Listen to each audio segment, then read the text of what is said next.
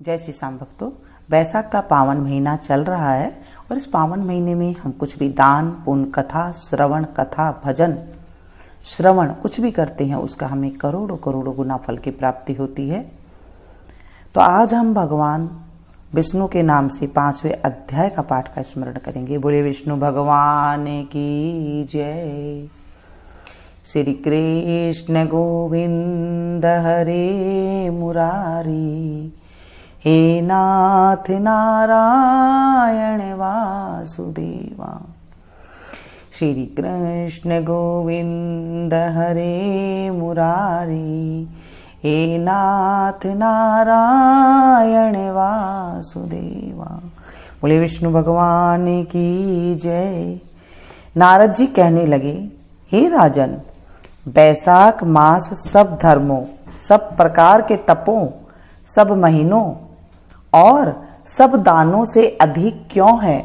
सो सब हे महाप्रभु, हे महाप्राज्ञ, अब मैं तेरे सामने कहता हूं तो ध्यान से सुन। जब सब युगों का अंत होता है तब सब देवताओं के राजा शेष साई विष्णु भगवान संपूर्ण लोक और जीवों को अपने उदर में समेट प्रलय के समुद्र में शयन करते हैं और योग माया के प्रताप से अनेक होकर भी एकता को प्राप्त होते हैं। एक दिव्य निमेष व्यतीत होने पर वेद प्रार्थना करके भगवान को जगाते हैं।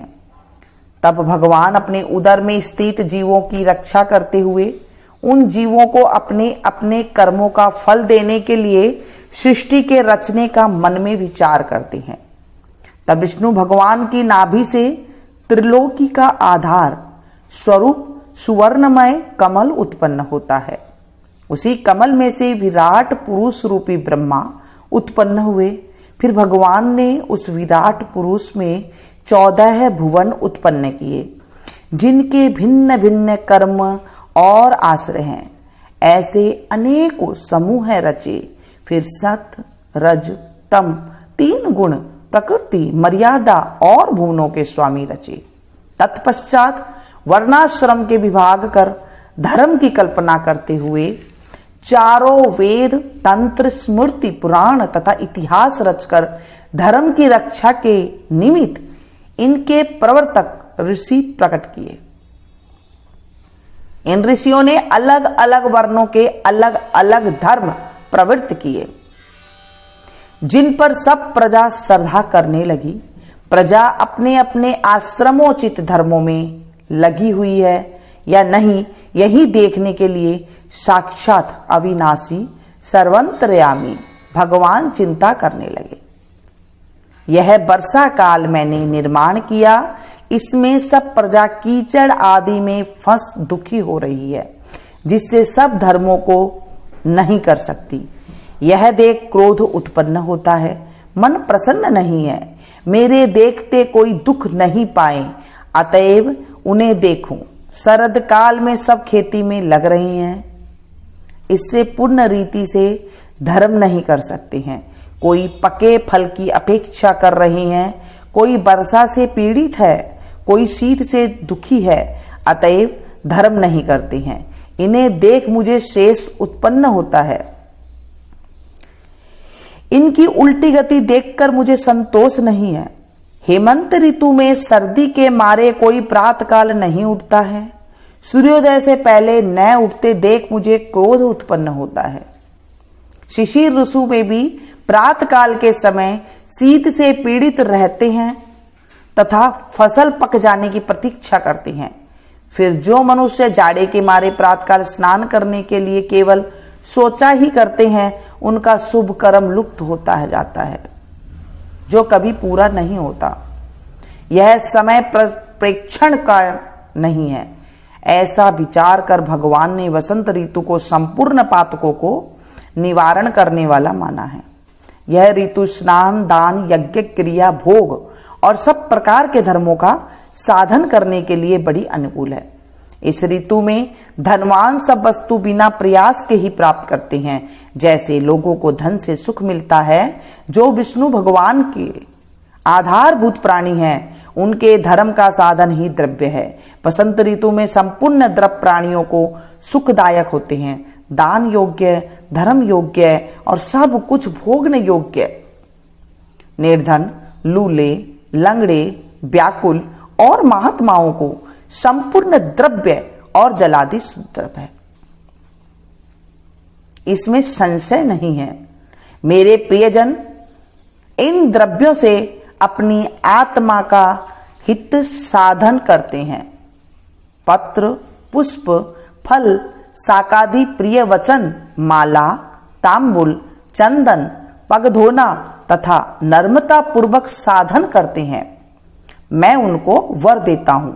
ऐसा कहते हुए विष्णु भगवान लक्ष्मी सहित चारों ओर वनों को देखते चले, जिनमें अनेक प्रकार के फूल खिले रहे हैं, जिनमें हृष्ट पुष्ट प्राणी रहते हैं और मतवाले भ्रमर और पक्षी विचर रहे हैं। ग्रामवासियों के बहुमूल्य आश्रमों के आंगन, उद्यान, स्थल लक्ष्मी को दिखाने लगे। उनकी देवता, मुनीश्वर, सिद्ध, चरण, गंधर्व, किन्नर, नाग, राक्षस सब स्तुति करते हैं।